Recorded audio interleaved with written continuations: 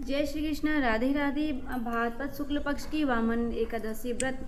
इतनी कथा सुनकर पांडुनंदन ने कहा, हे भगवान, आप कृपा कर आप मुझे शुक्ल पक्ष की एकादशी के महात्म की कथा सुनाएं। ये भी बताइए कि एकादशी का व्रत का देवता कौन है, इसकी पूजा की क्या विधि। युधिष्ठिर के ऐसे वचन सुन कृष्ण जी ने कहा, हे राजन, इस एकादशी का नाम वामन जयंती एवं अंक परिवर्तनी एकादशी भी है।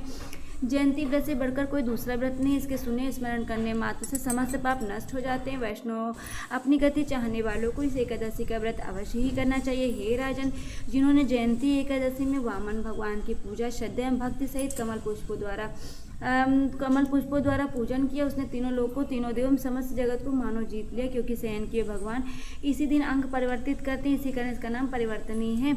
इतनी कथा सुनी युधिष्ठिर ने विनय पूर्वक कहा, हे भगवान, ये बात मेरे हृदय में महान संदेह उत्पन्न करे कि आप कब सोते हैं, कब जागते हैं, कब करवट बदलते हैं। आपने जो बलि को बांधा उसमें क्या कारण था। महाराज युधिष्ठिर के ऐसे वचन सुन भगवान बोले, हे राजन, जब पापों को नाश करने वाली कथा कहता हूँ सुनो। सतयुग में अत्यंत ब्राह्मण भक्त सत्यवादी एवं दानी बलि नामक राक्षस मेरा अनन्य भक्त था। उसने अपने यम नियम तप दान यज्ञ और त्रिलोक को कंपित कर दिया था। उसके यज्ञ दान तप से भयभीत इंद्र देवताओं को साथ लेकर मेरे यहाँ आया, मेरी स्तुति एवं प्रार्थना की। तब मैंने इंद्र के स्वार्थ साधनार्थ वामन रूप धारण कर उसे जीता। भगवान के मुख से ऐसी वाणी सुनकर युधिष्ठिर बोले, प्रभु, इस तरह नहीं, इस कथा को विस्तार पूर्वक सुनाइए। युधिष्ठिर के ऐसे वचन सुन भगवान ने कहा, हे राजन, मैंने वामन का रूप धारण कर राजा बलि